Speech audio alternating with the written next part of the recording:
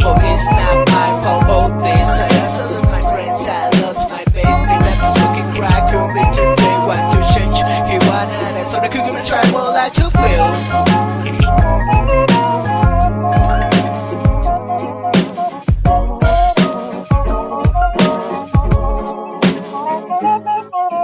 I'd kill the real, take your life in a second. The table drinks coffee in my kitchen, I mentioned eating every song, I just wanted to go away. You decide to stay in the well. I want to be forgiven, I don't like this kid for money.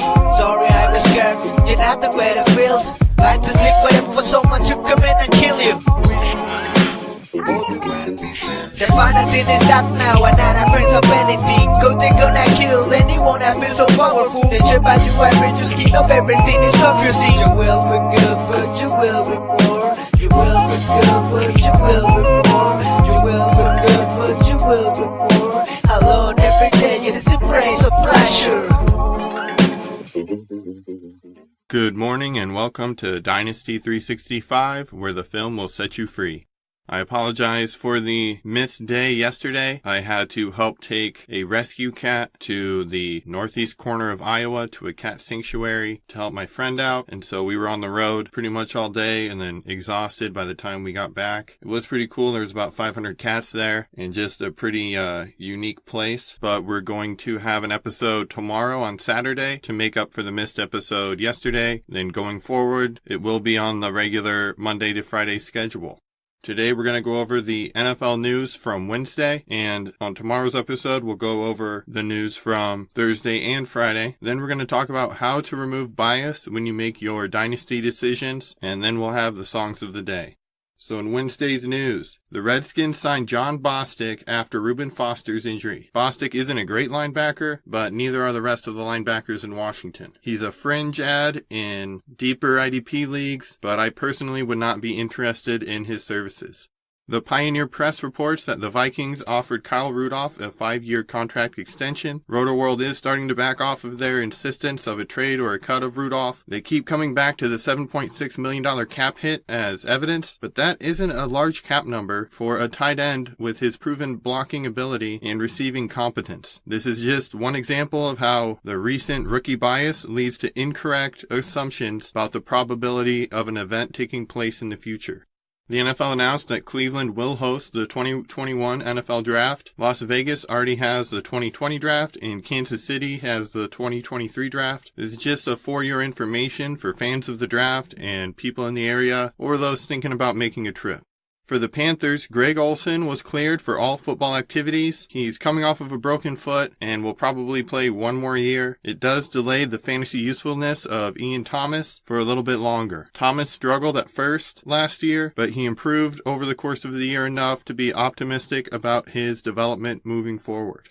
Seahawks linebacker Bobby Wagner wants to be the highest paid linebacker in the league. He probably should be based on his on-the-field play, but the Seahawks have shown a pattern that they'd rather draft replacements than pay market value for its defensive stars. See Earl Thomas and Frank Clark. At worst, Wagner will play out the rest of this season, but there's a strong chance that he's not in Seattle next year.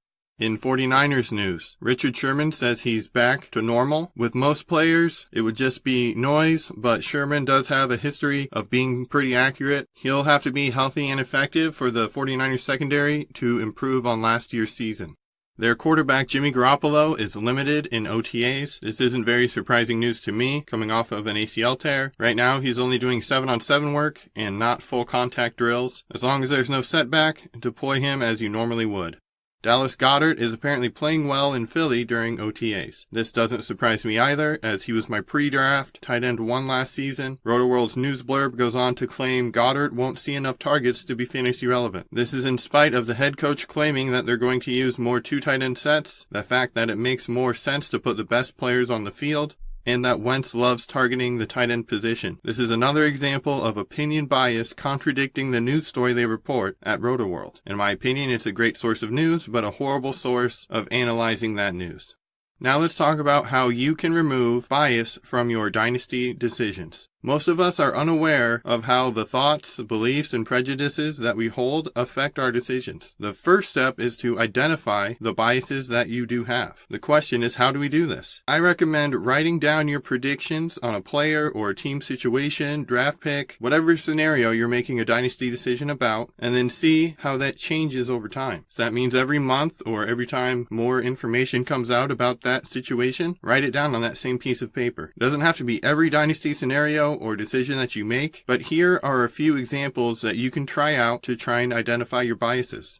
Track your favorite NFL team's draft pick that you loved. Conversely, you can track your favorite NFL team's draft pick that you hated. Look at your most hated NFL team's draft pick that you loved for that team, and look at your worst hated NFL team's draft pick that you hated. Look at the first round ADP rookies by consensus that you like the most and pick 2 of them and track that situation. Do the same with the 2 first round ADP rookies that you hate. To better analyze situation, pick the team that you think improves the most this year, and also the team that you think drops farthest in the standings. So every month, every couple of weeks, every time there's a new news story, go back to that sheet of paper or that Word document and write your current thoughts and prediction based on the change in the information. After you write down these thoughts, reread them immediately and ask yourself if you're being unfair, and then over time, see how the situation plays out and look at all of your predictions and see if you notice a trend. Do you undervalue undersized running backs? Do you disregard all running backs that can't catch passes? Do you not like short quarterbacks? Do you not like tall quarterbacks? Etc. The second step is to group together those player traits, trends in your predictions, or the information that you choose to ignore when you make your predictions. These are one of 2 things. They're either your unconscious biases displaying themselves to you, or it's a logical, internal, heuristic decision that you've made. Only time will reveal whether it's a bias or a logical decision. So let's say you do this and you realize you're bad in one area of Dynasty. I think most people are. No one's perfect in all areas of Dynasty, as there's lots of different types of decisions and information to try and analyze to make the best decisions. But if you don't know what biases to look out for, you've just wasted time up until now. The third step is to educate yourself on the many cognitive biases that humans display. We'll go through a few of these biases, and I'll list examples of these biases manifesting themselves in the Dynasty community at large, but there are many more than just these 4. The first is confirmation bias. This means you only look at information that confirms your beliefs and ignore opposing information. I would say this is over 80 to 90% of the people on the internet today. Everyone goes to their echo chamber and completely ignores the validity of the argument of the opposing side because it disagrees with the belief that they already hold.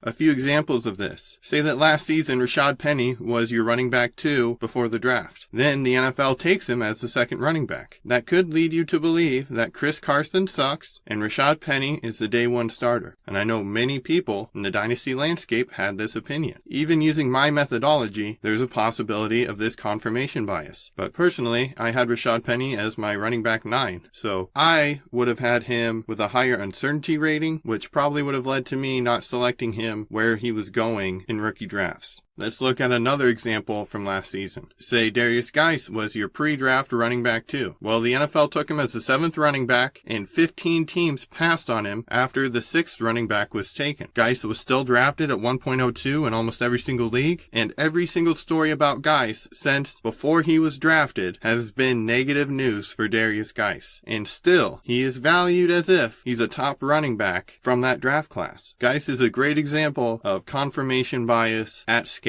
Negative information has come out about his situation, draft capital, you name it, and yet his value does not seem to change all that much. You can take advantage of this if you are aware and remove these biases from your dynasty decisions.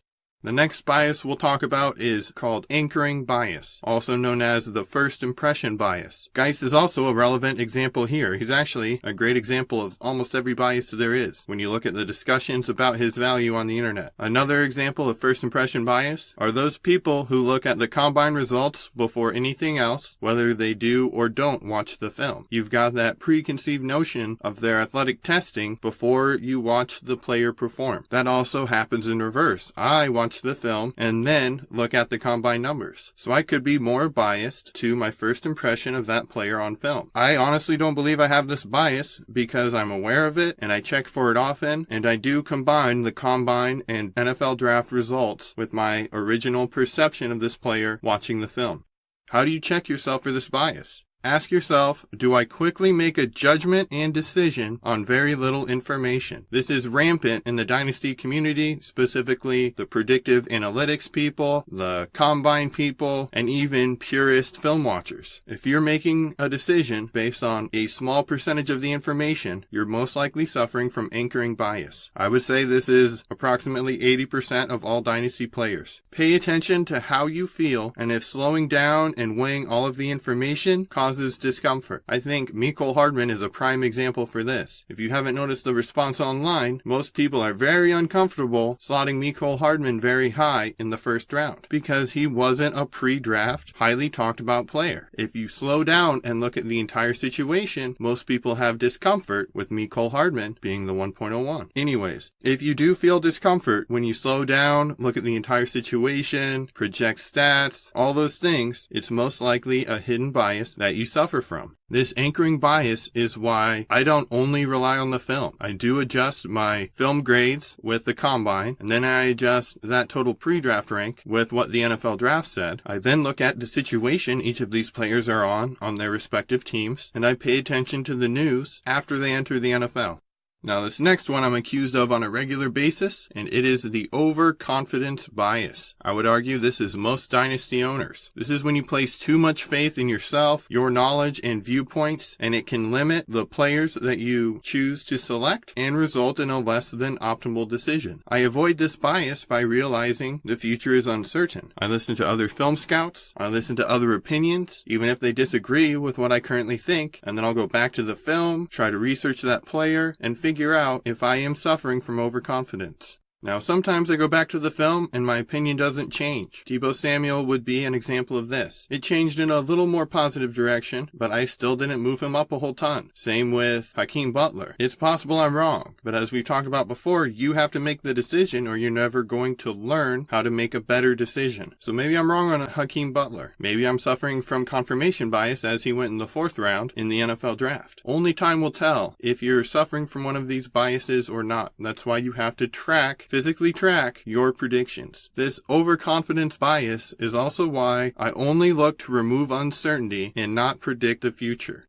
The last one we'll look at is called Attribution Error. This is when a problem occurs and you decide to focus and blame others rather than look at the situation objectively. This is super common. Over 90% of people do this daily, possibly everyone. Considering the situation and not the individuals can help you be more non-judgmental. For example, you have a guy in your Dynasty League. Oh, the Quan Treadwell at 1.01 absolutely fucked my team. When in reality, Treadwell didn't fuck your team. You fucked your team by not analyzing the player in the situation properly or having enough expertise to do so. This is also why taking responsibility for your Dynasty decisions instead of blindly following ranks is a very important marker to try to adhere to. Now, I know there's a lot of information in Dynasty and it does take a while to learn, so you do have to rely on ranks and average draft position and expert consensus when you're starting out. But once you start making the decisions, you will stop falling victim to this attribution error and start looking at the situation objectively rather than blaming the situation or the player for a less than optimal draft pick. Now, many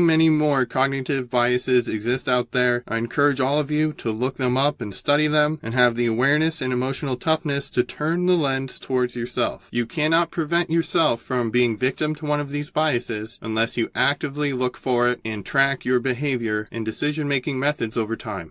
Today's happy song of the day is Touch the Sky by Kanye West. The football song of the day is Spaceship, also by Kanye West. And of course, those links will be found in the episode description. Thanks to everyone who's listened to this podcast today. We now have 17 different countries that have at least one listen to this podcast. The United States, United Kingdom, Canada, Ireland, Ukraine, Spain, Germany, Australia, and Norway top the list. In the United States specifically, we now now have 41 different states with a listen: California, Michigan, Texas, Minnesota, Pennsylvania, Illinois, Virginia, Massachusetts, New Jersey, New York, Nebraska, Florida, Indiana, Arizona, Ohio, Louisiana, and Mississippi top the list. Again, a new episode will be out tomorrow on Saturday, and then we'll go back to the regular schedule of Monday to Friday next week.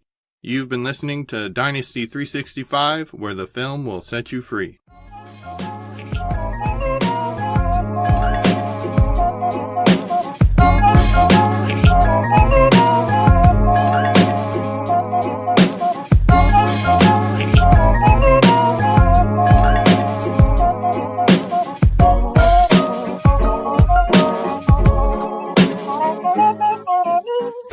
So much trouble, it's not my fault, all this I also lose my friends, I lost my baby that is looking cry coolly today, want to change, he wanted so I could try more like to feel.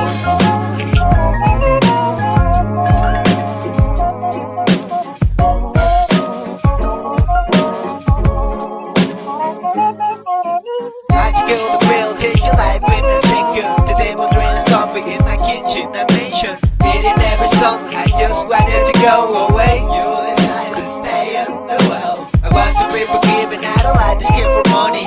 Sorry I was scared, you're not the way it feels. Like to sleep waiting for someone to come in and kill you. The final thing is that now we're not friends of anything. Cause they gonna kill anyone that feels so powerful. They try by you, I read your skin of everything is confusing. You will be good, but you will be more. You will be good, but you will be more. You will be good, but you will be more. Alone every day, it is a praise of pleasure.